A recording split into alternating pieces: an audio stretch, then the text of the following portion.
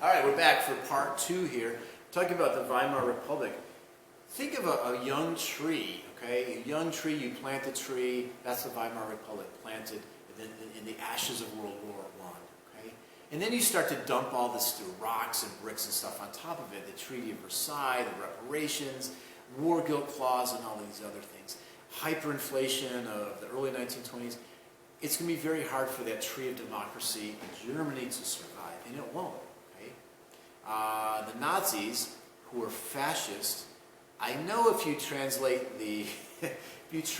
Nazi as National Socialist, they weren't socialist folks. They tried that early on, and they weren't getting any traction with it. They become a fascist party to the far, far right. They're going to protect private property. They're going to appeal to hyper-nationalism. They're going to rise to power in the chaos of the Great Depression by promising jobs. By promising jobs. Not by promising World War II, not by promising to eliminate certain religious or ethnic groups, but by promising jobs. Okay? And for the German population, where unemployment was over 35%, I mean, probably 35% of households almost income coming in, that becomes a popular argument. That becomes a popular argument. And the Nazis in 1932 will gain, I believe, about 40% of the vote. Never a majority, but that was enough in a multi-party system to eventually gain control. Through some political dealing, Hitler will become chancellor, prime minister. And other parties will be outlawed. We'll be getting into that, unfortunately, in the next chapter. So, the Nazis promised jobs. President Herbert Hoover in this country, who had been a great humanitarian. I mean, this guy fed starving Belgians in World War I. In many ways, he was a progressive with a lowercase p. But as president, he believed in this rugged individualism. I mean, he'd been an orphaned child. He pulled himself up by his own bootstraps, became a famous engineer, multi-millionaire, traveling around the world as an engineer, president. Why can't everyone else do this? Because it's not just, I'm sorry to tell you, it's not just hard work. There's also contingency. There's also luck involved, okay? You got to work hard, be smart, and have those lucky doors open. Right? You can't always control that. And Hoover became the most hated man in the country by 1932. In 1929, he's nominated. He says, we're a great age of prosperity, blah, blah, blah, an end to poverty in our country, this type of stuff. And then, through no fault of his own, the Great Depression hits. But he was not able to deal with it effectively, although, to give him some credit, Hoover does make moves toward federal government action. Loans to states, loan to banks, loans to big corporations, and this kind of idea of a trickle down. What was needed was a massive influx, a stimulus of money in the pockets of Joe, the laid off Ford worker, okay? So he can go out and buy that vacuum cleaner and put Fred, the vacuum cleaner guy, manufacturer, back to work, and Fred and his wife don't go buy the radio and put, I don't know, Pete, that was making radios, back to work, okay? That's what was needed. And that's what we will eventually get with the election, or New Deal after the election, of Franklin Delano Roosevelt, governor of New York, nominated by his party, the Democratic Party, fifth cousin to Teddy Roosevelt, who was actually a liberal Republican, if you recall. Look, in FDR, as we'll call it, promises bold experimentation. He doesn't, a New Deal for the American people. What does that mean? Well, worry about the details later. We're just going to try stuff until something works. And that was enough to get him elected. He was very hopeful. YouTube some of the speeches, the early 1930s. Why don't you, maybe I'll put the link there from British Pathé on YouTube. His inauguration. Okay? We have nothing to fear but fear itself, type thing. Okay? There was great hope. I got to tell you, I've been watching some of those in the recent past to trying to get some hope, but we don't have FDR running the country right now. But FDR promises this New Deal. It's very complicated. It doesn't work entirely. It's kind of contradictory in purpose. What else can I say? It promises relief. Get money in your pocket. Okay? Recovery. Get the nation out of the Great Depression. And reform. Let's make sure this never happens again. Let's regulate the banks. Let's regulate Wall Street. Okay? Let's provide money there for older people. Okay, so when they retire, there's guaranteed income. They've been paying into it their whole working lives. They get a check. It's very tough when you're an older person to go out and get a job, especially in a bad economy. Okay? Eventually, the New Dealers, as we'll call them, the people, the brains trust around Roosevelt, will embrace the ideas of John Maynard Keynes, called Keynesian economics, which is basically this. Look, in retrospect, it makes sense. If people and businesses aren't spending money to put Americans to work, why doesn't the government spend money? Joe, was the name Joe? I forgot. Joe from Ford Motor Company. We're not going to make cars for a while, but train this guy how to lay pipe and build the high school that many of you attended. No matter where if you're watching this in the United States, look at the date your high school was constructed, or at least your parents' high school, probably 1930s, right? Fred, he's not making vacuum cleaners, he's going to learn how to lay bricks. Okay? Pete is going to learn how to run wire. Train these people, put them to work, put money in their pocket, and create a virtuous cycle so they start to spend our way out of the Depression. The problem with the New Deal was it didn't go far enough. Roosevelt, for all the criticism that he was becoming a socialist, was too conservative. He actually pulls back on spending in 1937, and the nation dips into a recession. Okay? The recovery goes backward for a while. Sadly, what eventually saves the economy was World War II. World War II is going to require massive, massive spending, right? Pete's going to go from putting wire in his high school to, learning how to drive a tank. And Fred's going to make army tanks, okay? There's going to be massive military spending in World War II. That eventually gets the United States out of the Great Depression. Unemployed workers, hello, put on a uniform, you're going off to fight the Germans, okay? The Dust Bowl added kind of a natural disaster to this economic catastrophe. The upper, what would we call this region? The Texas Panhandle, the Oklahoma, parts of Arkansas, basically dried up and blew away. Okay? That land had been over-tractored.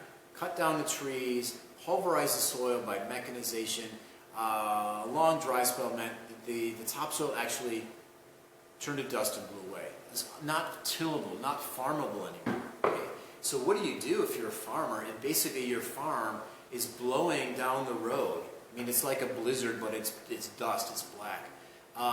Read your Steinbeck's Grapes of Wrath. Okay, maybe you head to California to pick strawberries and you get beaten up on the way there. What else is a challenge to the liberal order? Fascism was one, to the far right, and communism to the far left of the political spectrum. Russia, involved in civil wars, we noted, that brought about a form of communism where the state is going to plan the economy. Well, the state is the party, and the party is really what Lenin says. Okay? So people will have to sacrifice for the good of all. What that meant was sacrifice, give your life even, for what the party stated as priorities. Okay? So although Lenin had promised farms to the peasants, yay, we're going to take land from the landlords, and you get the farming. That was very early in Lenin's tenure. Now, land will be collectivized. People who resisted will be so-called liquidated, killed, and the farms will now be owned by the government. And people will be assigned to work in the farms. And this will be a disaster. A disaster, okay? When you own that land yourself, you get up early, you work hard, maybe you study a little bit about how to fertilize the soil and restore the nitrogen, etc. When you're working alongside everyone else, there's less incentive. There's less incentive. These top-down decisions were not efficient, and it'll lead to mass starvation, especially under the next dictator, premier of the Soviet Union, we'll now call Russia, Joseph Stalin, or Joseph Zhukashvili, which didn't sound all that tough, so he renames himself Stalin, which meant steel, man of steel. Puts out these 5-year plans. We're going to build factories and have state-run farms. And we're going to push the Soviet Union into the future. We all have to sacrifice. All the workers have to sacrifice for the good of all. Well, party leaders had, second, third homes, caviar, good food, while many Russian people actually starving. Many actually starved to death, which was unknown outside of the Soviet Union, at least not widely known. The Soviet Union will export food during the Great Depression. Look how great communism works. We're exporting food. We're sending wheat to other countries. But people in the Soviet Union were starving. Okay? So this is a great or awful example of propaganda. Okay? Communism is so great. Well, no, your people are starving to death. Well, that's a secret. Okay? In that era, you could keep secrets like that for a while, okay? Until historians figure it out. Okay? Great Purge. Stalin was not Lenin's choice as a successor. Stalin will purge people within his own party he does not trust. Like loyal communists will be purged, will be eliminated, killed, sent to gulags, sent to prison camps in the far east and northeast Siberia.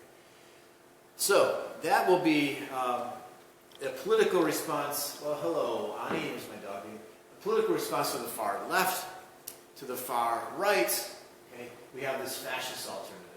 In theory, we see fascism arise in Italy among, well, the fascia. This was an old Roman symbol of many bundle of sticks, excuse me, tied together. Like one stick will break, but if we bundle them all together, so this fascia became the symbol for the fascists. They appeal to nationalism, appeal to like how great our country is, that we're greater than anyone else. We need to be united. They will uphold private property, at least for most people in the country. Ethnic or religious minorities, no, your property will be largely confiscated. But private property, capitalist corporations will largely benefit. Okay. Thank you to my dog. Okay. The fascists in Italy rose to power largely through their anti-communist aggression. So Italy was on the winning side in World War I. You're like, what's going on? There's an outpouring of nationalism. For many times, they did not get the territory they thought they deserved in the war. At some points in the war, the Italian army did not, Caporetto, for example, did not perform all that well. So after the war, there's this great yearning for national rebirth. And Mussolini taps into that, and he and his so-called black shirts go out and beat up communists. Well, sadly, if you own a company, a business, you might support Mussolini like, hey, go get those communists. We don't want them to take away our business, our corporation, our church, right? Under communism, religion should be abolished. We don't want that. We want to protect the Catholic Church. So here's some support, Mussolini. Go do your bad business. Okay? So Mussolini rises to power early. I mean, this is a decade before Hitler, who in many ways copies Mussolini and takes it further. We see the fascist state arise in Mussolini when his black shirts march on Rome. The date escapes me, 1925, someone can check that for us, right? Once in power, Mussolini's fascist state invades Ethiopia. There's kind of the, other than Liberia, the last independent part of Africa, falls to mustard gas, mechanized weapons, and all types of nasty things that the fascist Italian army did to the people of Ethiopia. By the way, the king of Ethiopia went to the League of Nations and said, look, we're a member, you're supposed to protect us, right? What about collective security? If you don't stop these fascists now, you're going to be next. And they didn't stop the fascists. And they were next, okay? They were next, sadly. 10 years later, Hitler, we just saw this image here, right? Hitler sitting next to Mussolini in Italy, right? Looked up to Mussolini, who I know was not part of this Aryan racial nonsense, but recall Hitler was a wannabe artist, and he he loved Italian art. So he looks up to Mussolini, what Mussolini done as a strong man. As we said, copies Mussolini, but goes in an even more radical righteous direction if that's possible.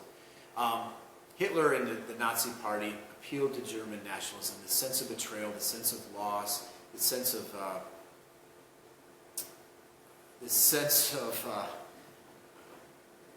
vindictiveness among German people after World War I. Psychologists who study history, or historians who study psychology, look into Germany at the time, and Hitler's talking about the fatherland. Well, how many Germans had lost their fathers in the war, right? Does Hitler become a father figure? It's all kind of disturbing but fascinating stuff, right? The Weimar Republic was weak. Hitler's party basically is promising jobs to make Germany great again, to make the German people proud again, to give Germany its day in the sun again. And in a multi-party system, I think, again, they got about 40% of the vote, which was enough to make them the majority, along with, they could join with some other far-right parties. and to get over 50%, and Hitler's made chancellor. Through a deal, kind of complicated, the army and other political leaders, the aging president Hindenburg, thought they could control Hitler, didn't take Hitler seriously. And Hitler maneuvered his way into the chancellorship. Other parties will be outlawed. The Reichstag will partially burn. Controversy still about who started the fire. The Nazis will blame the communists as terrorists and then outlaw all the communists and the social democrats. Okay? So ultimately we have one party. Right? Just temporarily, folks, just for this emergency that the Nazis were largely creating. Right?